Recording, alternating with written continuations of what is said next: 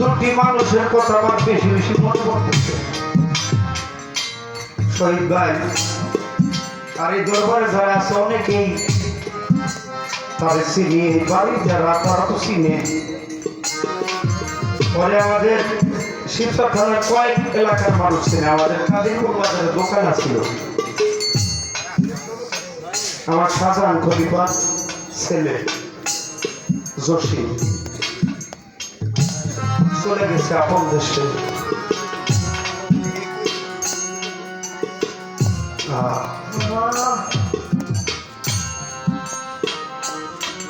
আকাশ খলিফার ছেলে এই বাড়ি তারাটিয়া দরবার শাসেন শেখ বাবা দরবারের ভক্ত ছেড়ে চলে যায় গুরুকে। ছেলে চলে যায়, মেয়ে চলে যায়, মাকে ছেড়ে বাবাকে ছেড়ে। আবার বাবা চলে যায় ছেলেকে ছেড়ে, মাকে ছেড়ে। মা চলে যায় সন্তান ছেড়ে, গুরু চলে যায় অজানা অচিনা এক দেশকে। আমার শহীদ ভাই, আমার কুদ্দুস ভাই, কিছুক্ষণ আগে আমার দয়াল হেমায়ত সরকার উনি বলছে এরা বিভিন্ন এলাকায় গান শুনতে যায়, মোটরসাইকেলে তেল ভরে যে একটা গান শুনে এত কষ্ট করে যায় আসে। আমার শহীদ ভাই কথা হলো আমার রশিদ বাবা যে একটা গান যেন শুনতে পারে।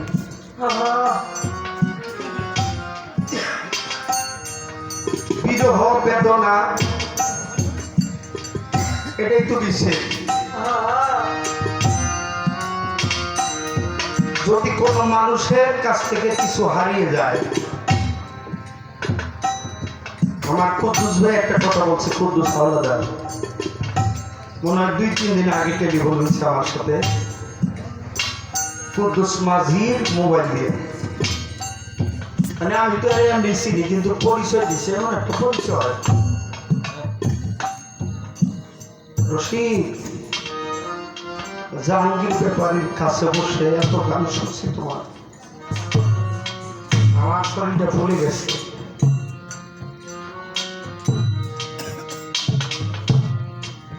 এই যে মনের মানুষ, সে কি করে না করে তা না, আমার মনের মানুষ, এরকম কিছু মনের মানুষ চলে যায়। হযরত ওয়াইস করণী রাহমাতুল্লাহ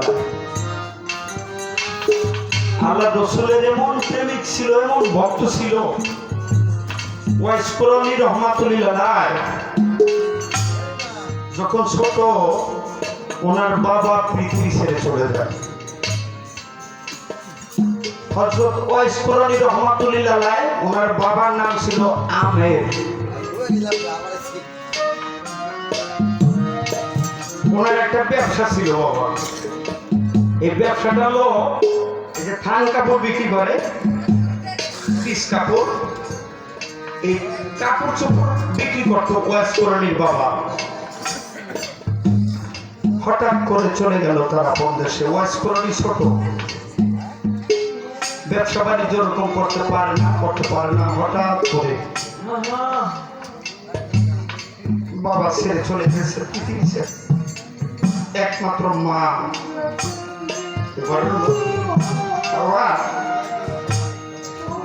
এটা তো বাস্তব।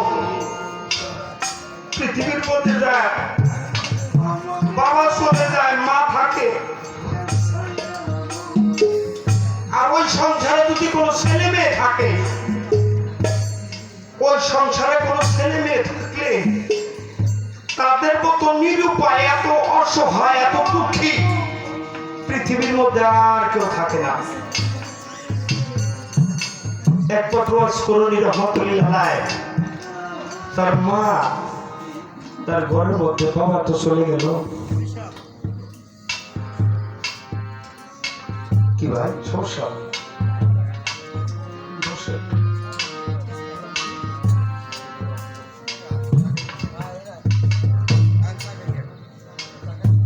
ওয়াইস করণীর বাবা তাকে আদেশ করছে, বাবা আমি তো বেশি দিন দুনিয়ায় থাকবো না, আমি চলে যাওয়ার পর তুমি তো তোমার মায়ের কাছে থাকবো। খবরদার মার মনে কোনো কষ্ট দিবা, খবরদার দুনিয়ার মধ্যে যত বড় ইবাদত করো, কিন্তু মায়ের মনে কোনো কষ্ট দিবা না। কারণ তোমার তো আর কোনো ভাই বোন নাই, তোমার মা আছে আর তুমি। বাবা চলে গেছে, এখন ওয়াইস করণীর মা। কিন্তু দুঃখের বিষয়, তার তো মনে প্রাণে, তার অন্তরের মধ্যে তার মুহাম্মদের ছবিটা আছে।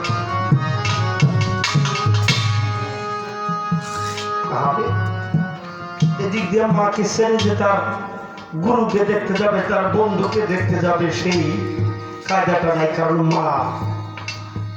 মাকে রেখে খুঁজে যাবে বৃদ্ধ মা, তা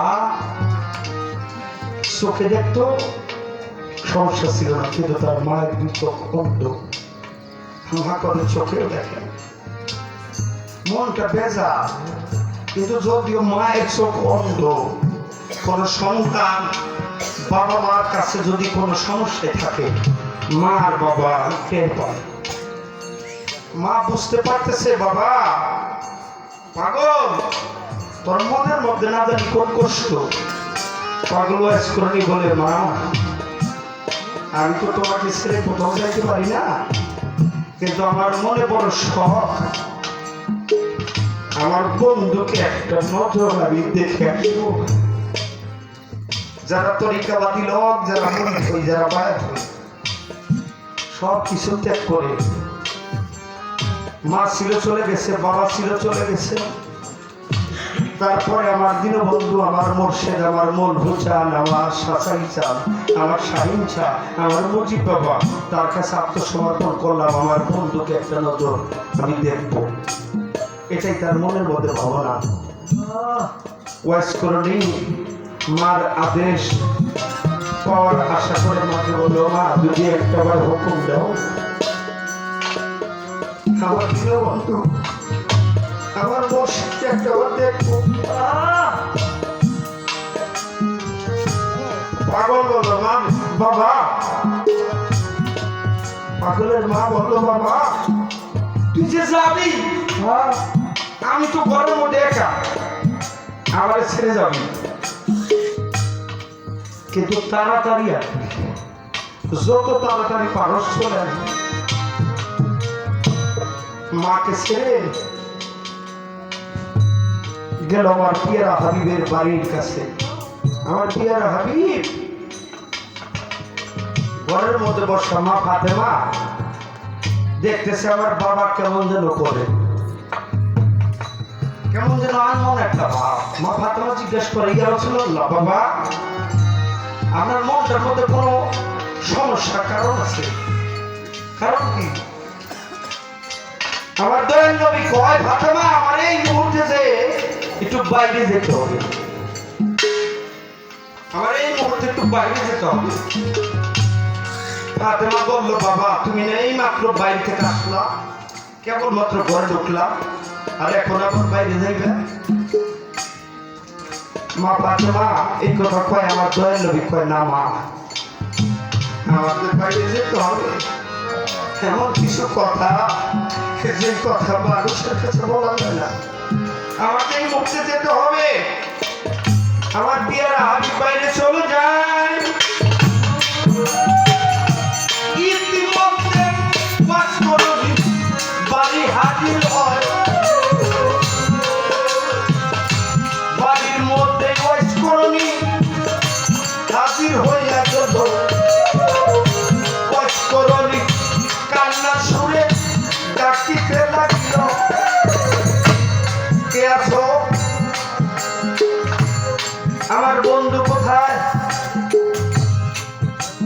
আমার বন্ধুকে দেখার জন্য একটা নজর আসছি। ঘরের দরজা খুলে মা ফাতেমা চেয়ে দেখে একটা পাগল।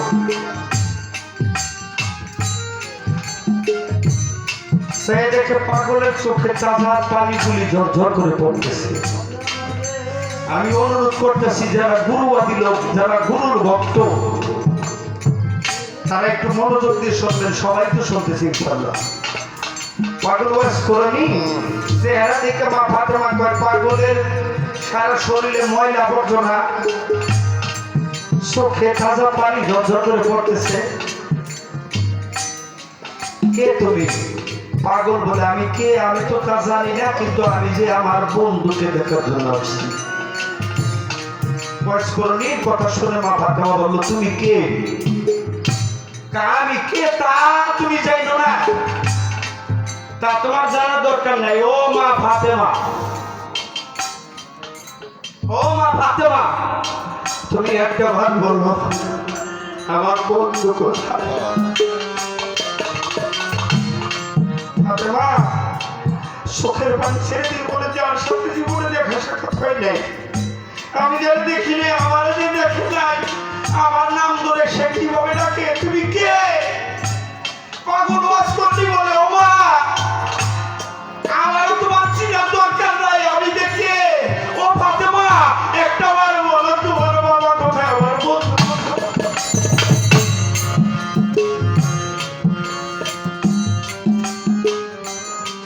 আমার পিয়ারা হাবিব বাবর পাহাড়ের সাইডে যাই চোখ বন্ধ করে কাঁদতেছে আর বলতেছে পাগল রে তাড়াতাড়ি বাড়ি ছেড়ে চলে যাও। ওয়াইসকরণী রহমাতুল্লাহ আলাইহি বলে ও মা আমার বন্ধুকে দেখার জন্য আসছিলাম, আমার বন্ধুকে আমি দেখতে পারলাম না, আমার মনে বড় কষ্ট নিয়ে গেলাম। আমার মা বলছে তাড়াতাড়ি বাড়িতে চলে আসবা, আমার বন্ধুরে দেখার জন্য আমি আসছিলাম, আমার বন্ধুরে দেখতে পারলাম না। একটা বার কইল আমার বন্ধু যদি বাড়িতে আসে আমার বন্ধুর কাছে বললো আমি যে আসছিলাম।